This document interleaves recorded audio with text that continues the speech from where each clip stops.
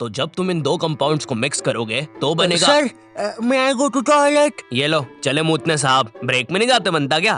वो sir break में अजीब सी चीजें होती है टॉयलेट में। ये क्या? ये बैटल तो बड़ी खतरनाक लग रही है। चड्डा, मैं तुम्हें चुनता हूँ। चड्डा चड्डा चड्डा चड्डा एक रॉक टाइप पोकेमॉन जिसका बाप ऑटो चलाता है और ये भाटे मार के लोगों के सर फोड़ देता है। पागल सा कहीं का। ये चड्डा को कैसे हराएगा? हाँ, अब इसको क्या होगा? पापे, मैं तुझे चुनता हूँ। पापे पापे एक पंजाबी गैस टाइप पोकेमॉन जो कि मूली का पराठा खा के इतनी जहरीली ठुस्सी मारता है कि पूरी दुनिया खत्म हो जाए। पापे एटॉमिक गैस ठुस्सी। चड्डा चड्डा क्या करूँ?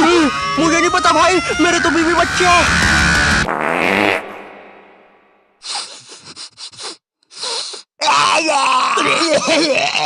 टीनेजर्स। नहीं, ये वीडियो ऐसे स्टार्ट नहीं होगी। ये तो बस मैं तुम्हें बताना चाहता था कि ब्रेक में बॉयज टॉयलेट में कैसी हरकतें होती है, और ये भी बस उसका 1% था। गर्ल्स टॉयलेट के बारे में मुझे ज्यादा पता नहीं है, या मुझे पता है। नहीं, मुझे नहीं पता, या मुझे। मीनवाइल इन गर्ल्स टॉयलेट,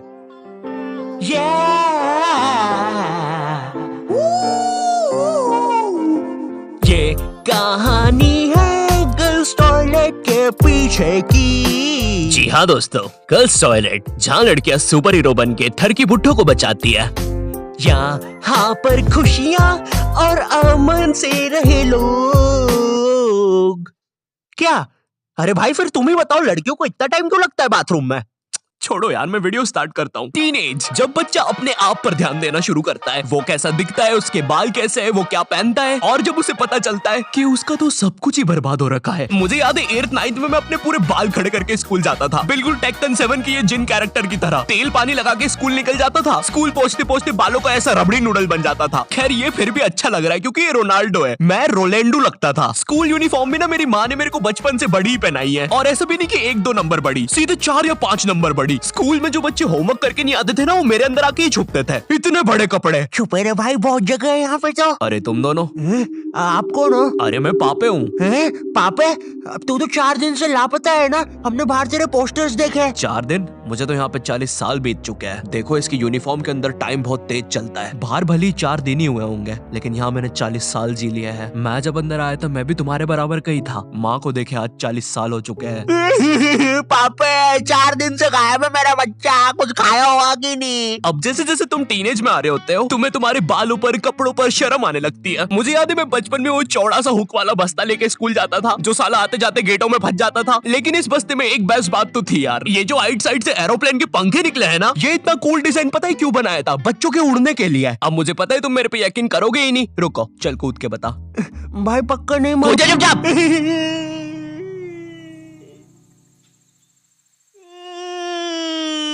मैंने तो बोले अरे बाप रे, अब तो लाइट चली जाएगी। मुझे अपना फोन चार्ज पे लगाना चाहिए। टीनेज में ना तुम्हें तुम्हारी इमेज की बहुत ज्यादा परवाह होती है, लेकिन तुम्हारे माँ बाप को उससे घंटा फर्क नहीं पड़ता। उनके लिए तुम अभी भी रात में छुप के सूखा बॉर्नविटा खाने वाले बंकू हो।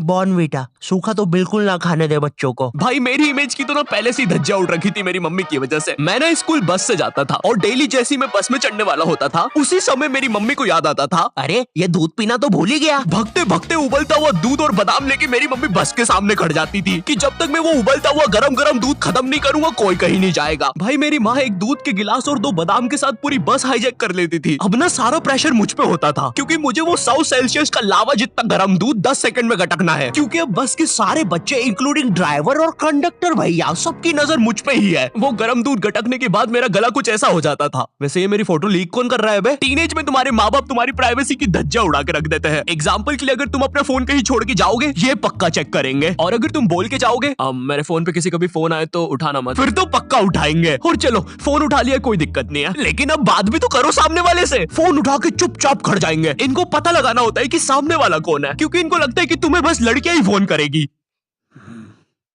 हेलो, ये कौन लड़की फोन कर रही है तेरे को? अरे मम्मी आकाश है, ध्यान से सुनो। तो इसकी आवाज लड़की जैसी क्यों आ रही है? क्योंकि दिमाग में लड़की घुसा के रखी है आपने, और लड़की बोल के उसकी अलग बेइज्जती मार रहे हो। क्या सच में मेरी आवाज इतनी लड़की जैसी है? कहीं मैं सच में तो लड़की नहीं? बहुत हो गया, अब मैं अपनी शक्तियों का गलत इस्तेमाल करूंगा। और इसी तरह आकाश ने अपनी शक्तियों का गलत इस्तेमाल शुरू कर दिया। बेबी एक बार फिर से बोलो ना प्लीज ना। रिचार्ज करवाओ ना सोना बाबू। विंगाडियम लेवियोसा। सुनो सुनो, मेरी सारी जायदाद मेरी बेबी के अकाउंट में डाल दो। और हाँ, 253 का रिचार्ज। 256 का बाबू। 256 का रिचार्ज भी कर दे। हो गया सर, हो गया, काउंटर मत तोड़ो हमारा, हो गया। Baby baby baby baby. सब छोड़ के चले जाते हैं। और इसी तरह आकाश बन गया दुनिया का सबसे बड़ा स्कैमर। ये ऐसे क्यों हंस रहा है? मुझे क्या पता, शायद जो नशे अभी हम करने वाले हैं उसने पहले ही कर लिए होंगे। तो तेरी गर्लफ्रेंड नहीं है फिर? नहीं है, बोला तो सही। ठीक है जा। वैसे एक सेकंड, नशे के बारे में क्या बोला तू? अगर तुम अपने फोन की तरफ देख के इतना सा भी मुस्कुरा दोगे ना तो इन्हें लगेगा तुम अपनी गर्लफ्रेंड से बात कर रहे हो। और चलो मान भी लेते हैं अगर मैं अपनी गर्लफ्रेंड से बात कर रहा हूँ तो मैं मुस्कुराऊंगा क्यों? अरे भाई वो गर्लफ्रेंड है मेरी, जोकर थोड़ी ना। अरे अरे नहीं नहीं। ओए सुरेश, क्या तुम्हें ये नाव वापस चाहिए? अंदर आओ। ओए रहने दे, नाली वाली नाव है वैसे भी, तू ही रख ले। और तेरे को शायद कहीं देखा है मैंने। ओए तू तो शालिनी जैसी दिख रही है। ओए शालिनी है ना तू? अरे नहीं, तू फिर से इतना सारा मेकअप करके नल्ली में बैठ गई पागल लड़की। नहीं क्या नहीं, अंदर छींची होती है पता भी है। नगर पालिका वालों को बुला के लाना पड़ेगा, निकालेंगे तुझे यहाँ से। पता नहीं कहाँ की हिट पिक्चर देख ली जोकर वाली, नल्ली में बैठ जाती है बार बार जाके। सांप बिच्छू ने काट खाया तो पता नहीं कैसी गर्लफ्रेंड है। तुम अपने फोन में कोई भी फोटो अपने मम्मी पापा को दिखाने जाते हो तो ऐसा नहीं है कि चुपचाप देख ले, इनको चाहिए पूरा फोन अपने हाथ में। और जब तुम्हारा फोन माँ बाप के हाथ में जाता है ना तो भाई ऐसी फटी में आती है ना, जैसे जब कोई अजनबी तुम्हारा फोन नहीं मांग लेता किसी काम से और तुम्हें अंदर ही अंदर लग रहा होता है कि ये मेरा फोन लेके भाग जाएगा। तो अब तुम एक अजीब से पोज में रेडी रहते हो कि जैसे ये मेरा फोन लेके भागेगा मैं भी इसके पीछे भागूंगा। अरे ये नेटवर्क, अरे ये नेटवर्क ही नहीं आ रहा। हाँ, हो गया। Thank you. अरे अरे मेरा फोन। वो तो मेरा ही आदमी था।